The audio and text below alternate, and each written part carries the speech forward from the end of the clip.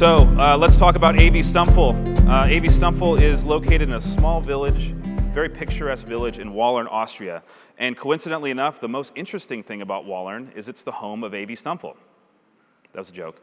But it's a very small Austrian town. But Austrian as a country, Vienna is the capital of Austria and home to almost 1/4 of the entire population of the country. 62% of the country is covered by the Austrian Alps. Workers in Austria are well taken care of with 5 paid weeks of vacation per year, in addition to 13 legal holidays. That's why I can never get you guys on the phone. The men in Austria can retire at 65 and women at 60 when they begin to collect old age pensions. Famous Austrians include Arnold Schwarzenegger, Mozart, and Chef Wolfgang Puck.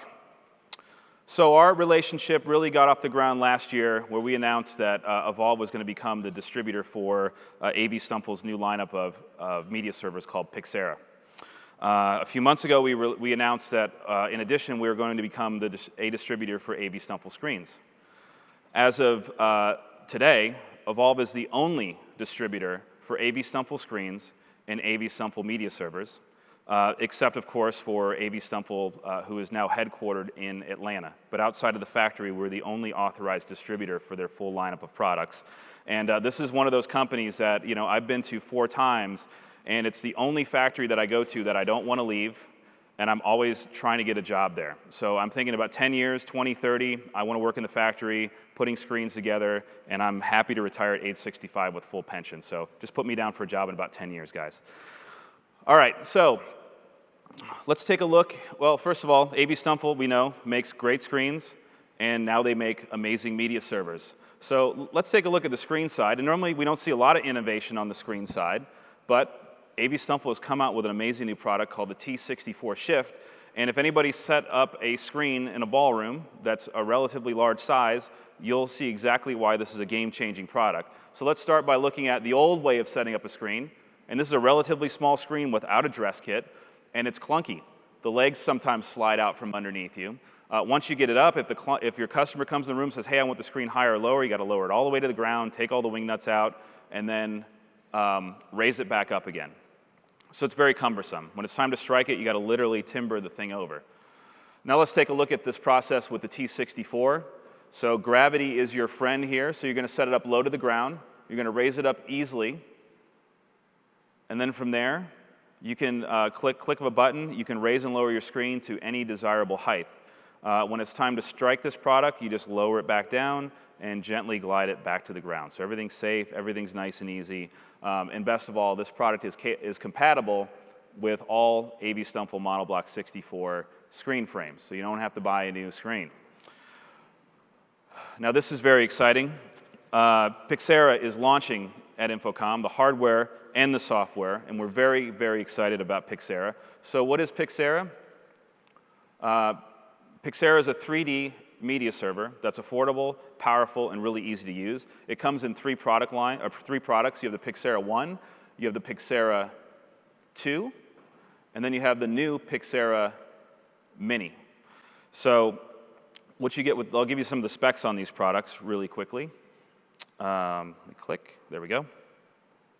So there's the product lineup right there. So Pixera 1 RU chassis, capable of uncompressed 4K, configurable to 2 or 4 outputs. Pixera 2 RU chassis, capable of uncompressed 4K, and configurable to 2, 4, or 8 outputs. 2 is probably more your rental and staging workhorse. The Mini is perfect for digital signage and multi-display applications, configurable to 2 or 4 outputs. Best of all 3 models run the full version of Pixera and can run third-party software like Notch and Vioso. Now these are just specs, and sometimes people glaze over a little bit when you start talking about media servers because people are like, well, they're expensive and they're complicated to use. I don't really understand them. How do I use them for my show? And the bottom line is, if you're a modern rental and staging company, you better get into media servers because shows look like this now on their basic form. Again, for 150 people. There's a lot of you in here that do shows for 2,000, 3,000, 5,000 people that are pushing lots of pixels. And if you want to wow the audience, you have to have a media server involved. So I want to show you the best part about the Pixera platform, which is it's extremely powerful, but it's extremely easy to use, and you can get it up and running in a matter of minutes. So if you want to time Kevin, he's going to actually build the show that we're doing right now in real time and show you just how easy Pixera is to operate. Kevin, take it away. Thank you, Tyler. Good morning, everyone. So I'm going to do something that we recommend you don't do in public. I'm going to go to the complete blank screen, and I'm going to build the show for you right now. Normally for these demos, I like to cheat a little bit and pre-plan some things and pre-build, but this is literally a brand new show. So I've launched the Pixera platform. I'm using a Pixera 2 Octo, and instantly I can go into the 3D realm. If you've used the old Vioso RX, this is a great new addition. What I love about it, though, is Stumpfl has put the database of all their screens already in the software for you. Deco frames, full white, monoblock, 64, et cetera, et cetera, et cetera. If you buy Stumpfl, I guarantee the screen is there. If not, there's generics as well. We have LED, because that is the world that we're in nowadays. I'm using the Epson Altair 3.75. Unfortunately, it's such new LED that it doesn't exist in the database yet. The good news, though, is it's the same exact size as the ROE CB3. Just don't tell anyone that I'm doing this.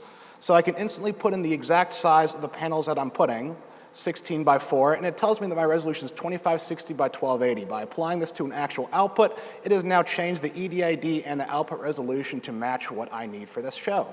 Pretty cool. I can now put my other wall in as well, which is 16 by 4, which is a big wall, by the way. It took the guys all day to build. Then I'm going to put my little banner LED in, which will be a 10 by 1. And now I'm going to put everything into position. By holding the Shift key, everything snaps in. And as I said, I'm in the 3D environment, so I'm going to use my Z-axis. Let's rotate. Let's rotate. That looks nice. And now, can't forget the projection screen, of course. So the great thing about this, too, is while it's very simple to operate, it's still incredibly powerful. If you've used other media servers, no need to name other names, most of the features you're looking for, I guarantee you'll find in here. All right, that looks cool. Oh, and the one important thing as well is I cannot forget Boss Man's downstage monitor. Gotta have that.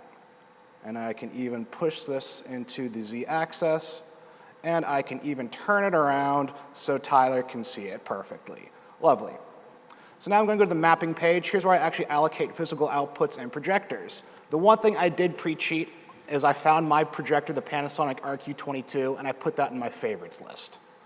With a quick command, it fills the screen entirely. If I were doing edge blending, it would do the data doubling for me and calculate the overlap region. It's incredibly simple. If I need to, I could then jump into this projector as well, turn on a test pattern, put in a 3x3 grid, and just completely warp the heck out of it. I can do this on every single projector, every display. Awesome. And I will turn my test pattern off. Now the really fun part is the compositing. If you've done other media servers, you know you usually have to make playheads and cues, et cetera, et cetera, et cetera. What I love about Pixera is it literally is drag and drop. If I want this content on the screen, I drop it and there it goes. If I want to put other content on other screens, I can do fun, scenic elements. That's pretty. If I want to make something feel better, I can dive into that screen, I can extend it, and that looks wonderful. I can set up pips, I can set up layers, I can set up rotations, I can set up keyframes, all the good stuff. Let's see, and one last little screen down here. I'll dive in. This would be a really fun show if someone would let me actually set this one up. If anyone wants to do a disco or a rave, we can have some fun. Cool. And that's how easy it is to program with Pixera. If you want more information, we are offering Pixera certified classes in Orlando and Las Vegas. I have a class the end of June. I have 4 seats left. I hope to see you there. Patrick Finley from AV Stumpfl USA teaches the classes in Atlanta. We will have more class offerings starting this summer. I'll put that on the schedule when I get less busy, when I finish running Tyler's presentation for him. Thank you, Kevin. And that's Thank it for you. me. Round of applause for Kevin for doing that in real time while he's running the show. So I just want to demonstrate how easy Pixera is. Take a deep breath. It is a media server, but it's not so bad. It's really easy to use. So we love Pixera, and we can't wait to get this stuff out in the marketplace.